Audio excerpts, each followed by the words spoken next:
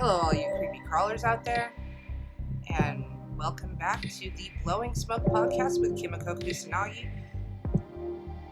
We are now technically off of hiatus. Isn't that great? Won't have to worry about, the summer anymore. Alright, this is just going to be an update podcast of what exactly is going on with me. So let's just get right to it. Light up and listen in. So, last month, had some unfortunate medical news. So I went to go see the doctor for my blood pressure. No big deal. I've had high blood pressure for a very, very long time. Either way, we went in because I wanted to get a new doctor. And, did some blood tests, got some results back. Apparently my blood sugar is in the 300s, guys. I am a type 2 diabetic. On top of that, the high blood pressure. And we had an abnormal EKG. They thought I had a heart attack and didn't know it. But when I went to the cardiologist, he was like, no, you did not have a heart attack. They also did blood tests. There was no cardiac enzyme in my blood, so no heart attack. But I do have an abnormal rhythm, so I do have to go get an ultrasound done to see why I have this abnormal rhythm. So back in 2018, I was diagnosed with PACs. If you don't know what that is preatrial contractions. So it is a beat before the actual heartbeat. So instead of going th-thump, we're going th-th-thump. Well, they told me it was nothing to worry about. I did stress tests and all that fun stuff, and they said most likely it's not going to really bother me and I'm not going to notice it. So when I asked the cardiologist, hey, is it just my PACs acting up? And he's like, no PACs. This is a totally other problem. So I don't know, but we have an ultrasound planned to find out why it's abnormal. Now with the blood sugar stuff. So when I saw the cardiologist at that point, he asked me what medications I was on, and I gave him my medications. He added more heart meds, obviously, but then he was kind of upset that the doctor had not gave me anything to bring my blood sugar down at all. So it was completely being not treated at the moment. And I wasn't planning, or I don't have another appointment until later on this month. So he was like, no, you have to be on some meds. So he prescribed some stuff. He also prescribed Ozempic, which is, I have not been approved for as of yet, but it's in the process. So, fingers crossed that we get the Ozempic and that can help. Because as of right now, just with the regular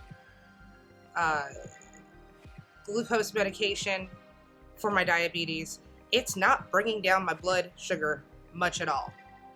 I'm still in the range of the 200s, and it has been a major struggle for the past 2 weeks or more for me to constantly test and try to keep my blood sugar down, which is not happening because for a diabetic, when you wake up in the morning, your blood glucose level should be between 70 and 130. I'm waking up at least in, I don't know, the 180s, sometimes the 200s. And that's with medication. And then I have to find that I'm on an extremely strict diet. So it's just a major struggle because now I have to look at every little thing I eat. And it shouldn't technically be like that. But, like I said, I have another appointment later, and they're probably going to increase the meds. There's some tinkering that needs to be done. I even ran a little mini test just for myself. I ate the same thing for like 2 days straight to see how fluctuating my blood sugar was. And it was fluctuating like crazy. So I had like cottage cheese, a cup of cottage cheese in the morning for 2 days straight. One day my blood sugar was at 170. And after I ate, we were in the 220s. The next day, it was around 190. And then I was hitting about 240 and up after breakfast. 1 cup. of low-fat cottage cheese. So I told the dietitian, and the dietitian isn't putting it frankly, she's not looking at the actual chemical structure or makeup of what my body could be versus what a regular, just run-of-the-mill, hey, let's put this on a spectrum diabetic is. I'm not on that spectrum. There's definitely, it's not just, oh, hey, you need to watch what you eat and control your portions. No, I'm pretty sure that I'm now insulin resistant, or my pancreas is just not producing enough insulin in general for my body, because it should not be fluctuating, and it's definitely obviously not what I'm eating. And here's another kicker. Roughly, I am 262 weight-wise. Now, I don't know what it is about doctors, dietitians, medical, just in general. They take one look at you when you're a larger person and automatically assume that you're running and eating fast food, McDonald's, Burger King, fucking Taco Bell 3 times a day or fucking more. First of all, my budget doesn't allow for me to even have fast food. I think at the most, the last time I had anything that was ordered that would be considered fast food was pizza for my son's birthday. And that was back in July. I don't eat out. I prepare all my food at home. And for the past year or more, I've already changed my diet. I started feeling really crappy, so I changed my diet. I added in more vegetables. Well, apparently, according to the dietitian, me adding in just vegetables more is just not enough. I need to add more and more and more. I need to cut out all carbohydrates, no bread, no nothing, no dairy unless it is non-fat, skim, or low fat. No prepackaged foods. That includes the diabetic lean cuisine meals. Can't even have those. And it's literally a portion thing. And it's not even that big of a deal because I've already been doing it for the past year or so or longer. No piece of meat, fish, or protein bigger than my fist. I usually have rice or another pasta or whatnot as my carb. And then the other half of the plate is nothing but vegetables, whether it be cooked vegetables or raw vegetables. And apparently, even though I have been following this plan for quite a while, it's still not good enough. To the point where I am now at an anxiety level where I have had to go see a psychiatrist, which I have never had to do in my entire life. So now I'm on meds for my anxiety. They have me on Prozac because I'm so stressed out and freaked out about food that it's insane. I can't watch a show. I can't even be on fucking YouTube and watch something without some type of food commercial coming on. And then what does my brain automatically do? Look at that food. Oh, there's a gigantic burger right in my freaking face. And I have to literally, in my brain, it starts picking it apart. Like, you can't have that bread. The lettuce and the tomatoes, okay. You got to get rid of all the condiments. Just the burger itself. Plus, you also have to make sure that there's, that burger was cooked on a flame or not its own grease, basically. And it's insane how my brain now has to look at all food as like literal poison,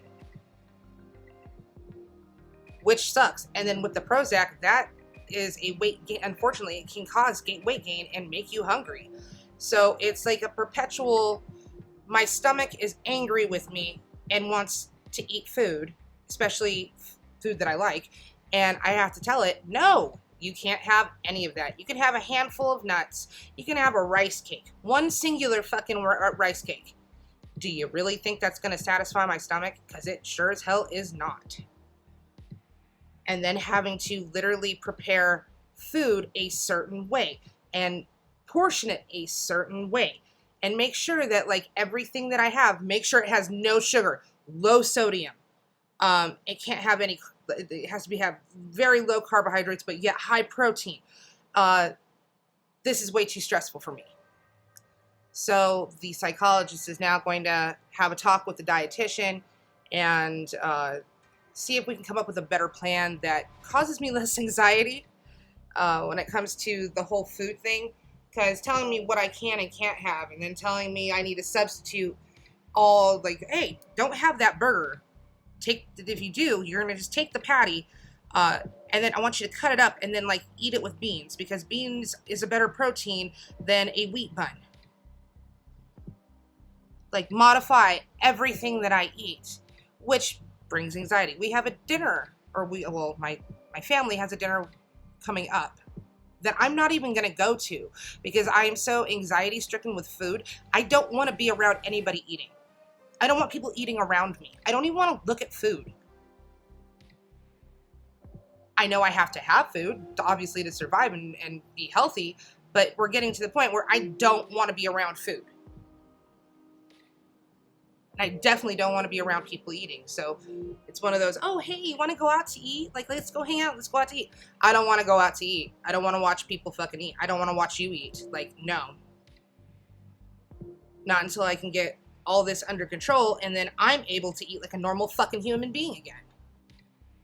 Not that I wasn't before. I was, like I said, I don't eat out. I prepare all my food at home.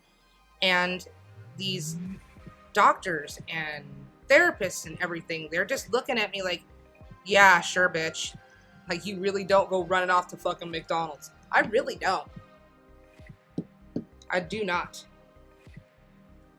And that's one of the worst parts. It's not like fat shaming or food shaming, maybe. I don't know. All I know is it makes me fucking feel really fucking bad all the damn time having to defend myself and how I live. That's ridiculous. Like, give me the benefit of the fucking doubt. Like, I went to school for 2 years in medical. I have a degree in medical specialties, which includes having a dietitian fucking class. So it's not like I don't know proper fucking nutrition, and I don't know what a proper diet should look like. I completely know. I know what I can have, what I can't have.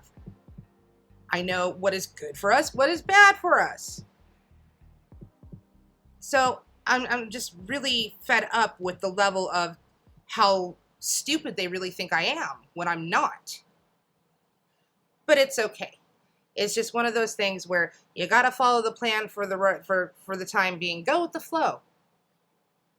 And then when it's, hey, I told you about this already, and then it's like, oh, well, holy shit, you were right. You are insulin resistant. You have insulin resistance PCOS, which is all, affecting your diverticulitis and obviously causing the fucking abnormal heart rhythm or heart problem that I'm having right now is the type 2 diabetes. Like, it's one of those things where they like to treat the little problems first, put out the little fucking fires.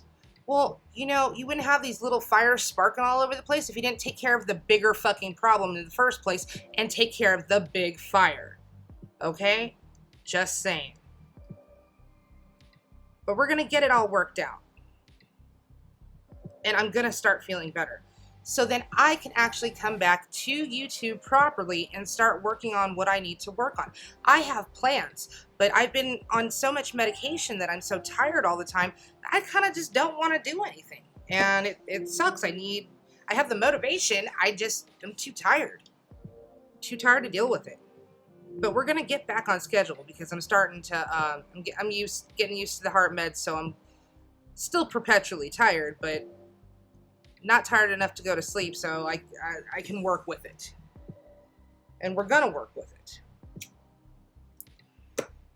We have October coming, like right around the corner. And that means Silent Hill 2 remake is going to be coming. And I wanted to do maybe a few little podcasts here and there on my perspective and my thoughts on Silent Hill. We also have War Machine's coming out with his game in October, and I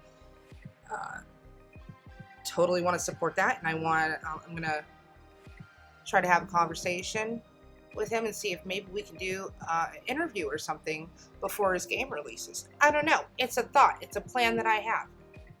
something.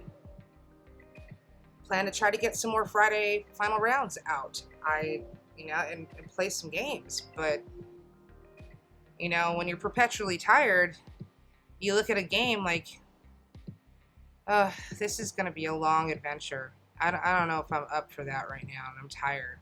Or even just playing a fighting game. Pushing the buttons that much is fucking exhausting, especially for me. It's getting to the point where RPGs are my best friend because I don't have to push the button all that much. All I gotta do is read. That also could be the Prozac, because the Prozac also has a tendency, from what I've read, to basically kind of make you lose interest in the things that you had interest in, which that kind of sucks. But I don't think it's that. I think it's just the perpetual tired of these heart medications, because with the heart medications slowing down your heart rate, dropping your blood pressure and stuff like that, it just makes you tired. It tells you on the thing, hey, do not take these medications while using heavy machinery. Do not drive on these medications because it causes dizziness and sleepiness. Well, that's exactly what the fuck I am, is dizzy and sleepy a good portion of the day.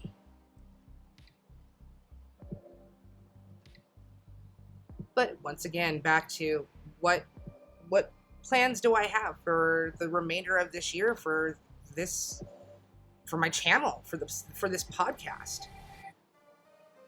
Well, the podcast is just going to be the podcast, no matter what. Whatever topic I feel like talking about is what I'm going to talk about. So don't you worry about that one. I've had plans for maybe turning Creepy Crawlers into more of a watch party type deal, or a live watch party for the Sightings TV show, and having maybe discussions on some of the paranormal things that are on that show that maybe people either forgot about or didn't know about to begin with. There's so much that I want to do. I still have plenty of music planned. I might be bringing back some midis. I don't know.